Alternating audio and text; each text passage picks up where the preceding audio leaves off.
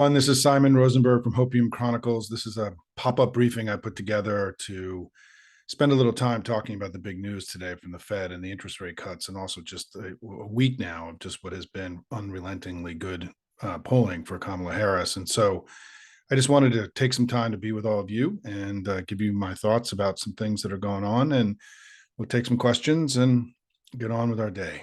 Number one, good polling. Number two, we're going to close stronger than we have a far greater capacity to close strong. And three, these interest rate cuts are another reminder of just how successful the Biden-Harris administration has been, and how it's the third consecutive Democratic administration that has left the country far better than they found it. So let's get to it. Number one, polling.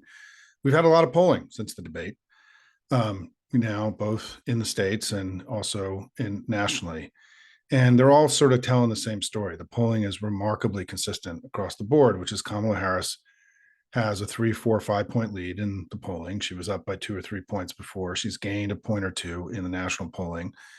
The polling over the last few days has actually seen her even with bigger leads in some of the polls.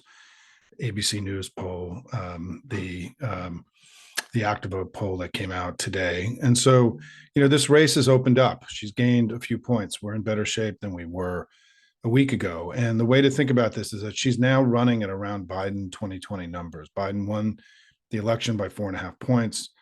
And what you're seeing now, she's polling in many, both nationally and in many of the battleground, or many of the states, even outside the battleground, at or above Biden 2020 numbers. And this is important because Biden won that election in 2020, right? And so we've seen it even today, right? We saw 3 polls released, a Harris X poll, the Economist YouGov poll, and the ActiVote poll. And in those polls, she gained 4 points since the last Economist YouGov poll. She gained 5 points in the ActiVote poll, and she gained 6 points in the Harris X poll. And the ActiVote poll and the Harris X polls were both very Republican, in the spring, and they were among the more Republican polls. And so the fact she's doing so well in polls that were favorable for Trump and favorable for Republicans has got to be worrisome to them. I mean, they see all this and they know that she's moving, and we have momentum now. And in the states, we've had polls in Maine and New Hampshire and in Virginia, outside the battleground, showing her in at or above 2020 Biden numbers.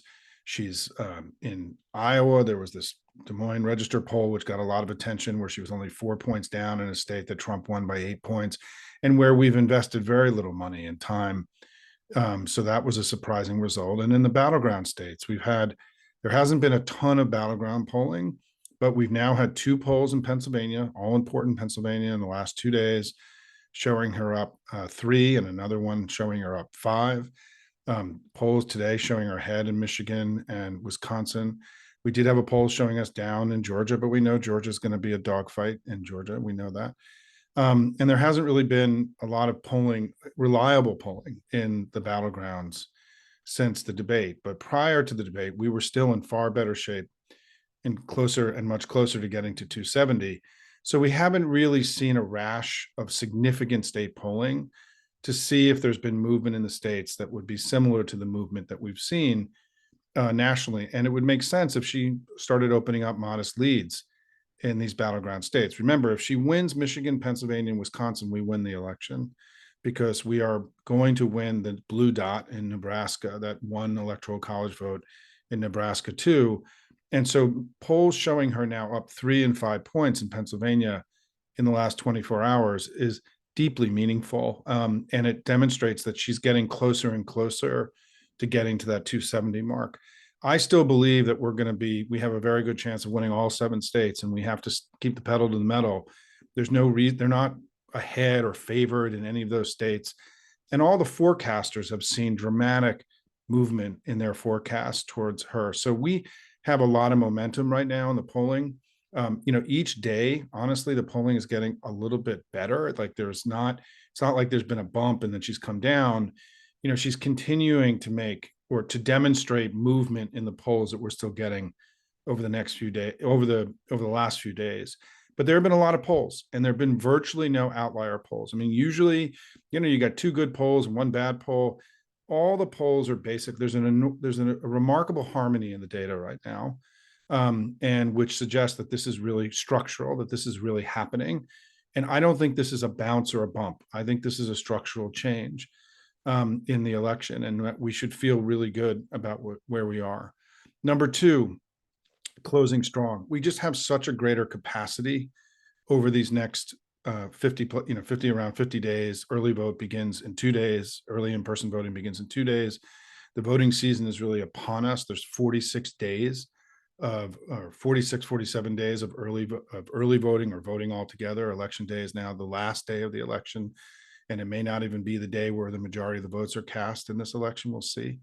But in terms of our ability to close strong, we just have a far better machine than they do, right? We have more money. We have more hard money, which matters because it means we can put more ads on the air. We can talk about in the Q&A. We have a far greater grassroots volunteer base, all of you who've been out there busting your ass and helping us win elections all across the country.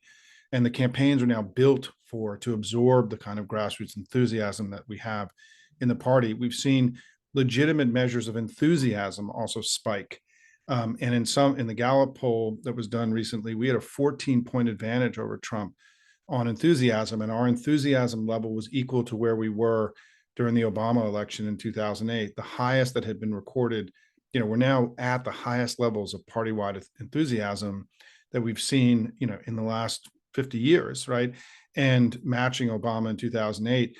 And that enthusiasm translates into work. It translates into calls and canvassing and money and postcarding and to texting. And so having enthusiasm now matters a lot more than it used to, because you can do so much more with that enthusiasm. We also have very strong polling in the Senate races all across the country. Republicans are underperforming in every Senate race in the whole country. There's not a single place they can point to where they're doing where they hoped they would be. And in many of the battleground states, their candidates are losing by 5, 7, 9 points in current public polling. I think you're going to see these Senate races as we get closer to the election be a drag on the Republican brand and the ticket on Trump in these states, particularly in places like Arizona with Kari Lake and Mark Robinson in North Carolina. The underperformance of these Senate candidates, which was very similar to what happened in 2022, is a huge problem for the Republican Party. It needs more attention, frankly. And I know all of you are wondering what's going on in Montana. Montana's a dead even toss-up race. The last two polls taken there, public polls, were done by the Montana Republican Party and by the campaign pollster for Donald Trump. The one before that had Tester ahead. The way that we all view this election is that Tester is in a competitive toss-up position. We are not losing the Senate. The Senate is competitive. Whether or not the DSCC and the Senate and the party make a decision to go into some of these stretch Senate races in the next week or so, we don't know. But this idea that we're losing in the Senate, that's not backed up by data. That's wishful thinking on the Republican side. Do not count Jon Tester out. Sherrod Brown continues to lead in Ohio and has been remarkably resilient and capable of winning even in very difficult circumstances. And I'm just not sure that what the Trump campaign has done in the last week in Ohio is going to help them. I just don't believe it. I mean, we'll see what happens. You never know with these things, but it seems like, J.D. Vance knowingly leashing hell on his own constituents in a Republican city was probably not a really smart idea, for the politics of Ohio, but you never know in the Trump era. We're now beating them on social media, which is not something that was true in June. And they have a divided coalition. I mean, there is an unprecedented number of Republicans who've split off and are fighting against Donald Trump. You've never seen anything like this in modern American political history. And our party is incredibly unified and together. And so I think when you push, and then finally the abortion ballot initiatives in the states, look at all those things that are going to favor us now in this close, right? More money, more volunteers, more enthusiasm, the abortion ballot initiatives, incredibly strong Senate polling, a unified party versus a divided party. We're beating them on social media. Our thing is just much stronger than their thing is. And that's without even talking about the batshit crazy candidate at the top of their ticket, right? And the very strong, capable, prepared, smart, intelligent, a patriotic leader who's leading our ticket, right? Like without even getting into that comparison, which last week, when the American people got to see the two of them side by side, it ended up being a catastrophic event for Donald Trump and for the Republican Party. Today, Kamala Harris is further ahead in national polling than Trump was over Biden when Biden got out of the race back in July. And so, Donald Trump took a huge hit and we made big gains. Both of those things happened in this debate. This was an extraordinary performance by Kamala Harris and a titanically awful performance by Donald Trump, something that may have cost him the election based on the way that polling is moving. So we have a far greater capacity to close strong. And I think that one of the things I talk about to all of you is we need to use these advantages we have right now. The fact there's good vibes about our candidate, that she's in favorable territory in faves and unfaves, or at least even in faves and unfaves, which they're far more popular and well regarded, our ticket, than the Republican ticket. There's good vibes around us. There's energy, and we need. Oh, last thing I left out in the enthusiasm is also voter reg has moved in our direction in recent weeks. We're going to know more about that soon, but that's also another positive indicator of intensity. Remember, in 2022, a central reason that Tom Bonnier and I got the election right when so many people got it wrong is we looked beyond polling and we said, let's look at these. If there was going to be a red wave, let's look at these indicators of intensity that were available to us: performance in special elections, the money that was getting raised, the voter registration numbers, the early vote. And in every case, those things were pointing towards us and not towards them. And if it was going to be a red wave, red wave was in essence a manifestation of intensity, right? They didn't have any evidence intensity. They had some polls, many of them junky and crappy. But when you looked at like people actually voting and giving money and registering, things that are not about answering a poll, but things that are connected to the election itself, we had all the indicators of intensity were pointing in our direction. And that's true now as well. So it's my view, summing all this up, that I think that this election is looking like and performing more like 2022 than 2016 and 2020. And I think that the explanation for that is that since Dobbs, we have continued to overperform expectations, overperform polls in elections all across the country for 2.5 years, and they've continued to underperform. Trump underperformed his public polls in 2024. He didn't overperform them. And these analysts that you see on TV saying that Trump always overperforms his polls, and so Democrats need to be ahead by 3 or 4 points, that's just bullshit, right? He overperformed his public polls in 2016 and 2020. He didn't overperform them this year. And Republicans haven't been overperforming public polls for 2.5 years. And so it's possible that he overperforms public polls, but he isn't in this election, even though he may have done it in previous elections. And I would take the evidence of how people are voting in this election and the last election, given that there was these two extraordinary events that shaped people's understanding of the Republican Party, which is the attempt to end an insurrection against the United States and an attempt to end American democracy for all time, and the stripping in rights and freedoms away of more than half the population. And what we're seeing, and Kamala Harris is going to be giving a speech in Georgia in the next few days, is going to remind the American people of that people are now dying. Women are dying because of the Trump abortion bans. And it's not just what they've done, because if they win, it's going to get worse for the women of the United States. This is a central driving issue in our politics. It was in 2022, and it's going to be in 2024. And it's a big problem for them. And so I feel like in addition to things being good for us now, we have a stronger team on the field, and we should be able to take this advantage and prosecute it very successfully. I would much rather be us than them. And where we have to go win it, what I want you to be thinking about is I want to win this election with all of you in October. And what I mean by that is we got to drive our performance in the early vote. We need to vote on day one. When we vote on day one, it's another way to help the campaign win.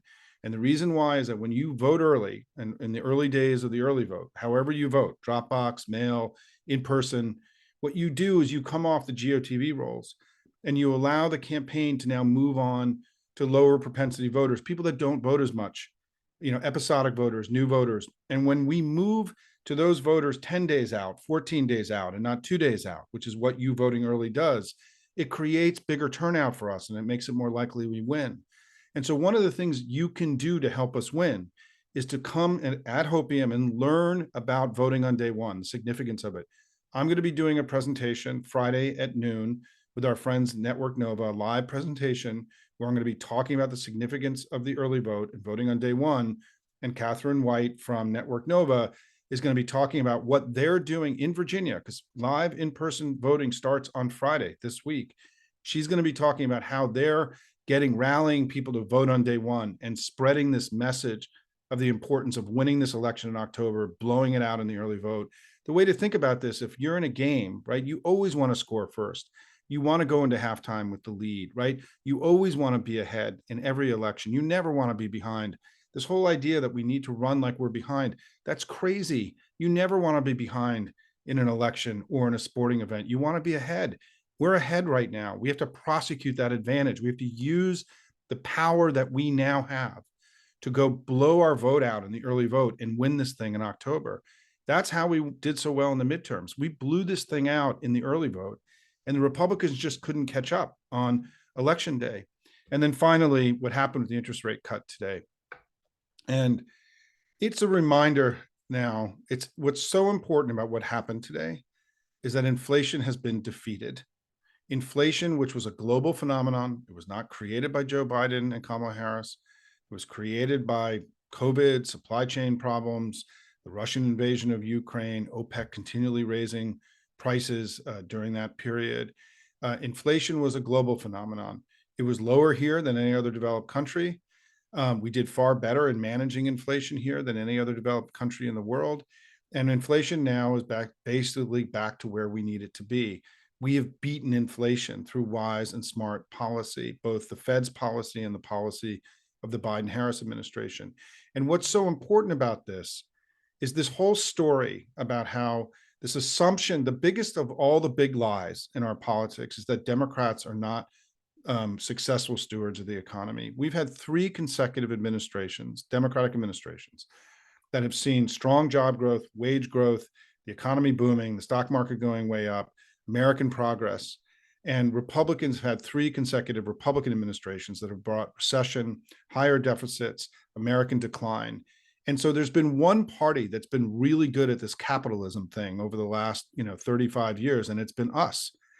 They have been the party that's brought recessions and fiscal ruin to the United States. We have to learn this information and tell this story more aggressively, that when Democrats are in power, things get better. When Republicans are in power, things get worse. The Biden and Harris administration has continued that Democratic tradition. Under Joe Biden, we had stronger GDP growth from the recovery of COVID than any other developed country in the world. We had the best job market since the 1960s, the lowest uninsured rate in American history, more new businesses being formed in a 4-year period than any period in American history. Wages way up, been way ahead of inflation now or ahead of inflation, I should say, for the last over the last year, right? Workers have made more money in wages during the Biden administration than inflation has eaten it, right? They've come out on the right side of the inflation battle because of the huge gains in wages. The stock market has boomed. Americans are far wealthier today than they were when Joe Biden came into office, and the deficit is far lower. This has been an extraordinary performance, economic performance. The Wall Street Journal, in an April edition, did a survey of economists, and literally their headline was, "The American economy is the envy of the world." The Economist did a cover story a few months ago about the unprecedented startup boom in the United States.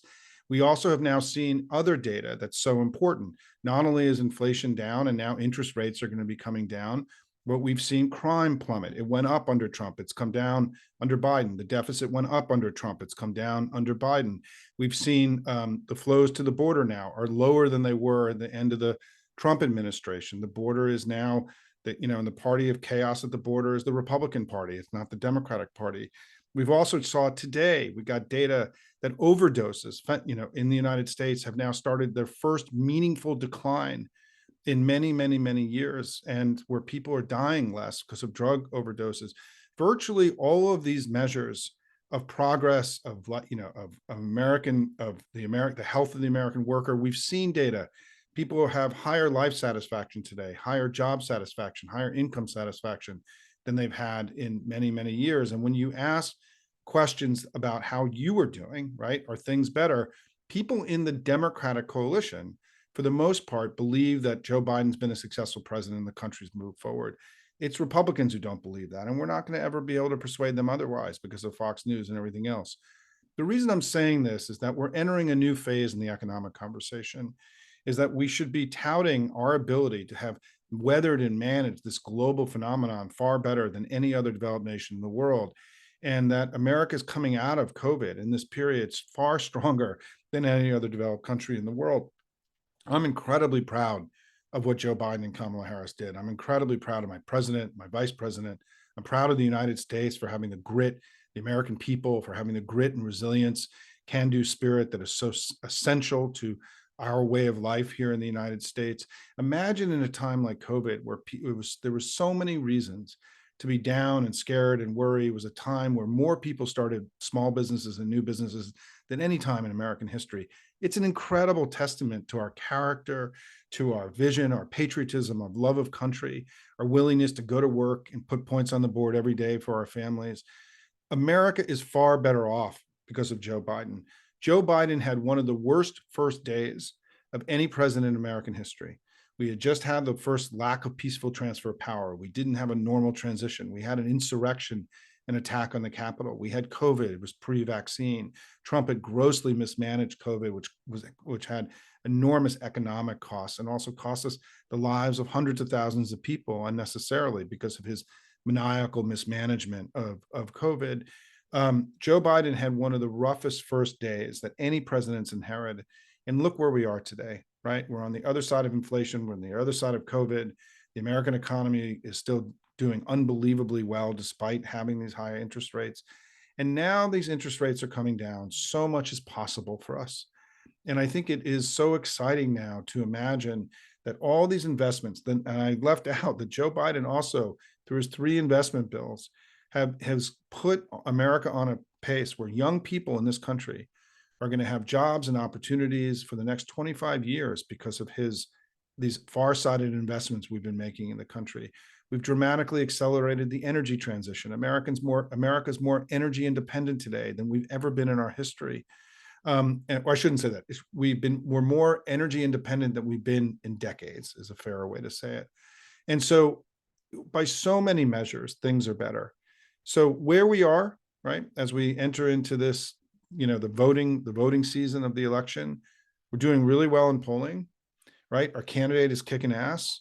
We have a far, stronger capacity to close strong. We just had extraordinary economic news and a reminder and a confirmation of the success of the Biden-Harris administration today. And what do they have? They've got sharks and batteries. They've got cats and dogs. They got the craziest guy that's ever run for president in American history, a rapist, a fraudster, a traitor, and a felon who couldn't put 2 sentences together and spent more time talking about his crowd sizes than he did about the American people last week. Donald Trump is the ugliest political thing that we've ever seen, with perhaps the exception of J.D. Vance.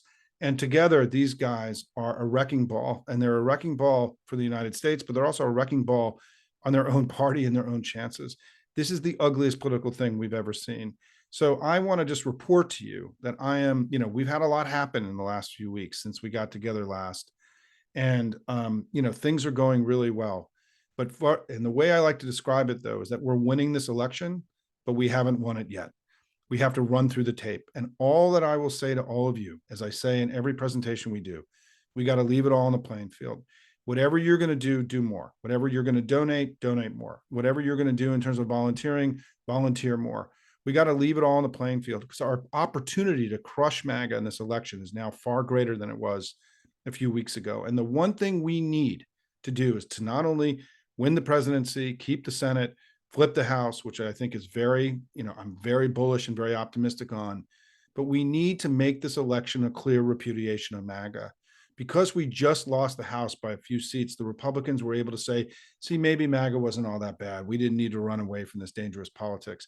We need to have a clean sweep. We need to make this election a clear repudiation of MAGA, so the Republican Party starts to walk away from this dark and dangerous politics.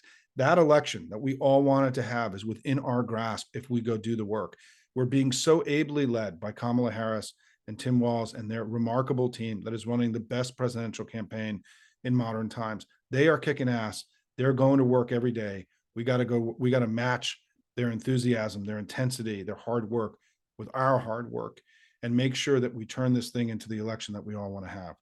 Thanks everybody very much for being here. Let me get to a few questions. I'm going to go to the chat, the Q&A box, and try to look at some of the common questions in here. And just see if I can sort of sum up some of the.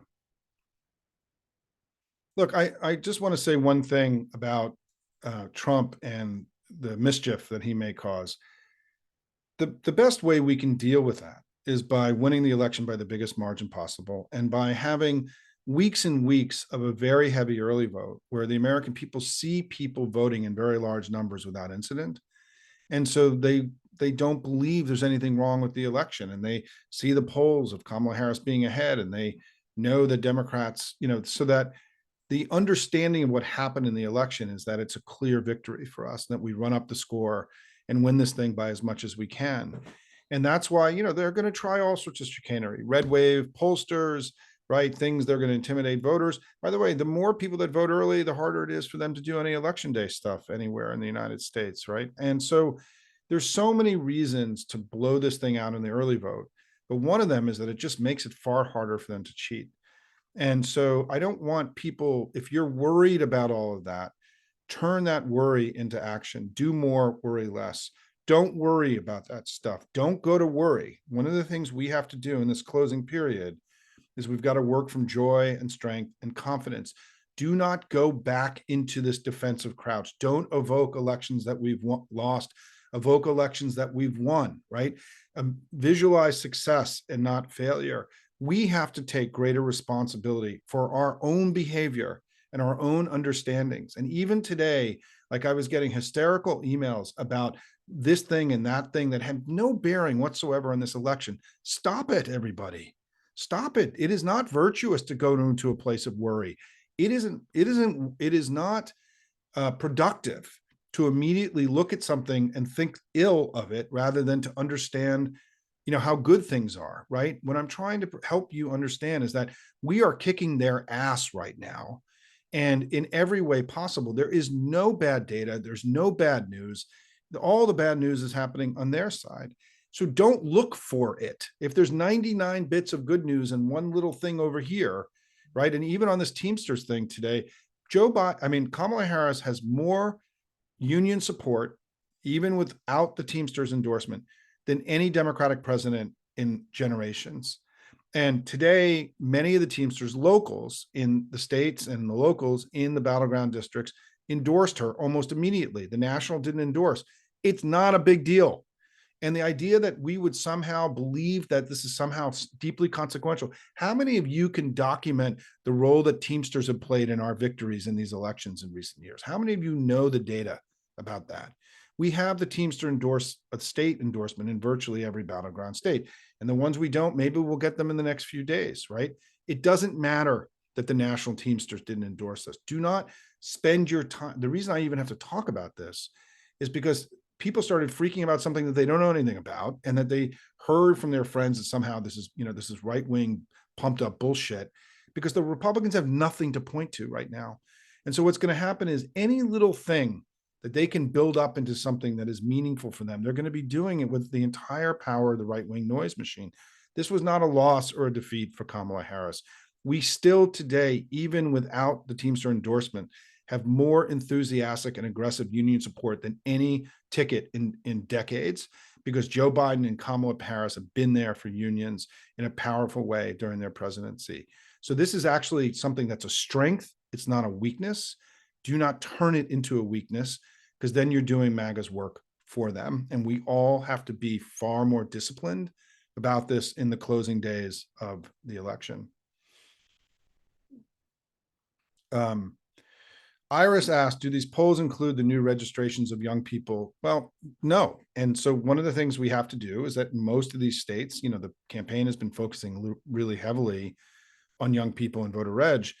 In the last few days, the vice president did an entire event today with young people across the country about voter registration. We got Billie Eilish jumping in yesterday, right? We've had some very positive things.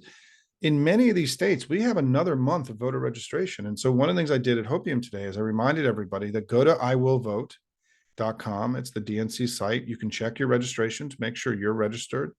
And it's a voter registration site for anybody in the country. One of the things you can do is put it in your signatures, email it to all your friends, ask them to check their voter registration. In addition to early voting, check your voter reg, share this site with other people. Yes, we're entering voting season now, and we're going to be moving away in some ways from polling a little bit to having lots of other data about people actually registering and voting and the early vote. We're now moving into voting season. And I think that what I'm so excited about is that we're moving into voting season when we're ahead and when we have momentum and when people are hearing from our volunteers, they're here, they're open to us, right? Kamala is very popular right now. And so this is why the muscle that we have, the grassroots muscle that we have, is so important, because we can now prosecute this advantage, bank votes, register more people, create more Democrats in all the ways that we have. And yeah, I mean, we can register in the next month another hundreds of thousands of new voters that vote for us. And then voters who are newly registered turn out at actually higher rates than people who have been registered before. And so, yeah, I mean, hey, everybody, the election's here. Like, we got to go to work. We got to register. We got to work in early votes. You got to write your postcards. You got to do canvassing. We got to go bust it out, because this is a moment where we can put the election away in October if we do this work. Do not think, well, I'm going to volunteer at the end of October and early November. You need to volunteer right now. This is more important than doing it in October and November. The elections have changed. We are not really an election day system anymore. Election day is the last day of voting. And I think that what we're going to come to understand in the future is that we're going to be winning or losing elections in the first 2 or 3 days of an election, not on election day. And that's what I hope happens. And I think if we do the work, we can do this. I will say that that yesterday, Trump used Twitter. He doesn't tweet that much, that he wants people to early vote in Pennsylvania. And then Elon Musk has that as his pinned tweet. The Republicans are aware of how badly we crushed them in the early vote, and they are now starting to encourage their side to vote early, how badly we crushed them in the early vote in 2022. And so they are going to be making calls to vote early to make sure that we don't win this election in October. Well, screw that. I mean, let's go do it. Let's go win this thing in October, right?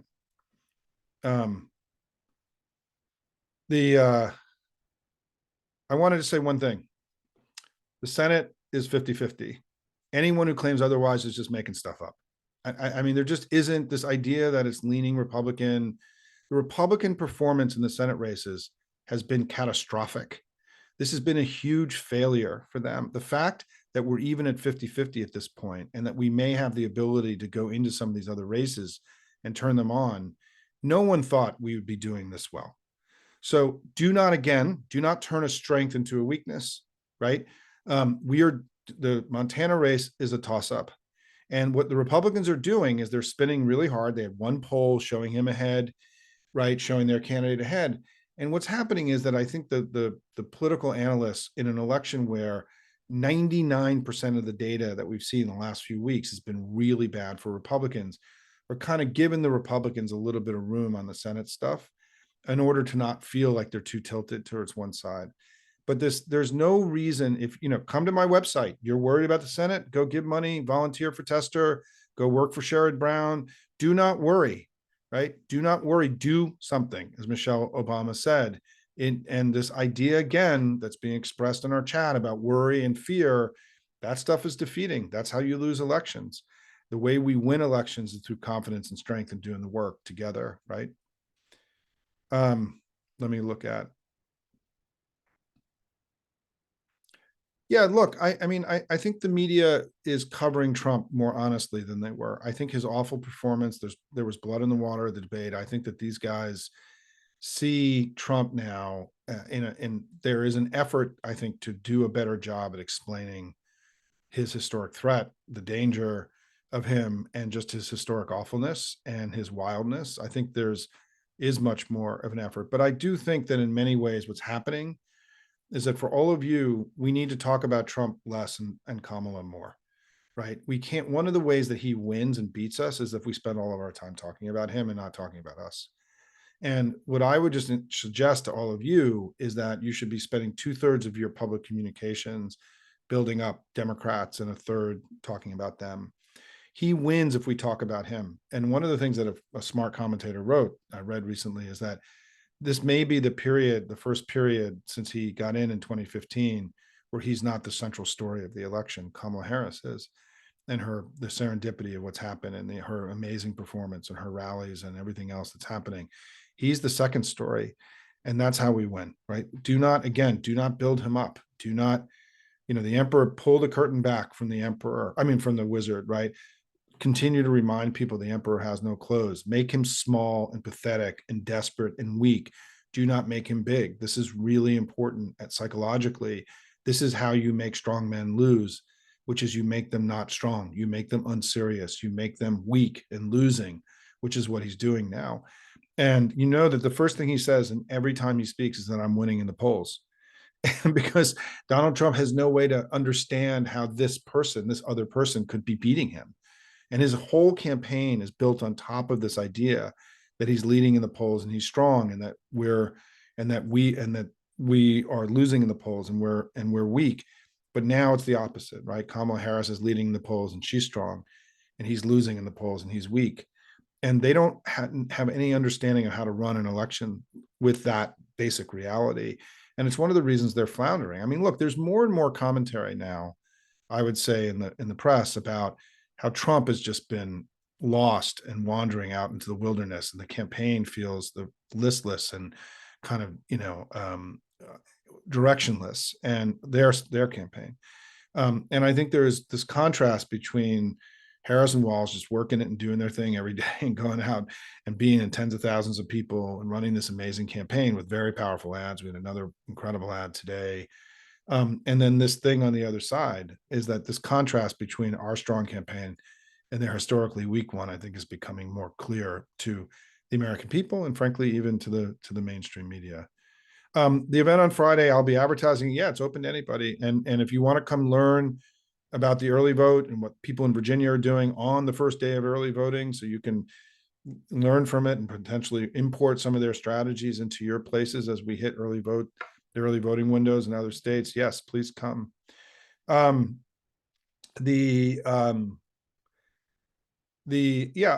Claire, look, right now in the Financial Times poll done a few days ago, Kamala was ahead on the economy, and ahead by 3 points. In the polls done today in Quinnipiac, she's about even on the economy and even on immigration in Michigan, Wisconsin, Pennsylvania.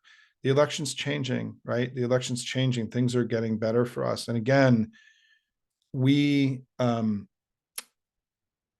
not where we want to be on the economy. But what happened today, I think, is going to create an opening for us to change the conversation from one of us not getting the job done to one of success.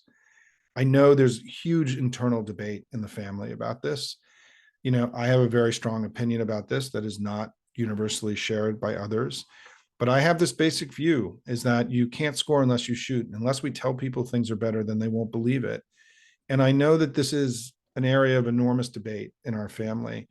And this is a debate that we had in 2000. It's a debate we had in 2016. And those campaigns that struggle to navigate this, I think, end up not doing as well as they want. Kamala Harris's message is about joy and about progress and about the greatness of America. We can't then have an economic message that's about failure and struggle, right? It just doesn't fit the brand that she has. And so I think we're going to see the media approaching this economic debate. I'll give you an example. I was just involved in a poll in a battleground state. And on the question of, are things better where you live, a plurality of voters said no. But when we broke out Democrat, Republican, Independent, a plurality of Democrats said things were better. 85% of our voters are Democrats. Are we really going to tell our coalition, who believe things are better where they live and that Joe Biden's done a good job, that things are not better, right? And so I think this is an area that we're going to be working through there's now, I think, new opportunities for us to make gains on the economic conversation because interest rates just dropped, and that's going to start cascading through. I mean, they literally went down today, right? So mortgages are going to be cheaper tomorrow. Credit card bills, if you've got a variable rate on your credit card, they're going to be cheaper, right? This stuff, people are going to start seeing immediate changes in their economic lives because of this. I mean, money and things got cheaper in America today, and that's what we've wanted to do, right? And so, look, I think we are where we want to be right now. I think Kamala Harris, whatever you can debate about the tactics, her basic message about how she wants people to not just to get by, but to get ahead, I think is one of the most powerful frames of an economic conversation that we've seen in modern times. I think her opportunity economy language is really powerful because I think during COVID, we got on the other side of opportunity from everybody. I mean, from many voters, and that we now are getting on the right side of opportunity with many voters. And we still have a campaign. We still have 2 months, right? We still have to go prosecute. But, the lion's share of their ads have been about the economy. She's made it very clear that the economy and helping people get ahead is the central guiding force of her entire campaign. I think that's been very effective. So I can quibble on the margins about some of the words and the things, but in general, I think they've done a really good job at making it clear that her wanting people not just to get by, but to get ahead is sort of the central organizing principle of her candidacy. And I think it's been effective. And I think our numbers on the economy are improving. And so I'm optimistic. I want to say this one last thing because I got to go. I did a presentation 6 months ago or so where I went through all this happy stuff that's going on. And every single question was a question of worry and fear. And so I did 20 minutes of happy and 40 minutes of fear. And it had an impact on me because I was like, why should I do this? I mean, why should I give these presentations? If your immediate response is, but what about all these things that worry me? I don't care, really, to be honest. Like people have got to stop this. And it's like things are going well. And I know that we are all rattled by COVID and by 2016, and there isn't firm ground under our feet. I understand all this, but this impulsive reaction that we have to find worry when things are good is a problem in the Democratic Party. This is a serious problem. And I'm asking all of you, right, as we go forward, to stop it, to choose joy, to choose happiness, to not choose worry and fear. It's a choice that you make every day in your interactions. Take greater responsibility for the sentiment that you put out into the world. And so that you're not spreading worry and fear and MAGA sentiment, but you're spreading our sentiment, which is joy and confidence and patriotism and love of country. We need to be spending our time there because that's a winning strategy. Worry and fear is what they want you to feel. Don't go there. Be smarter, be stronger, learn the lessons from previous years. And right now, folks, things are going unbelievably well for us. We are having the election we all hoped we would have.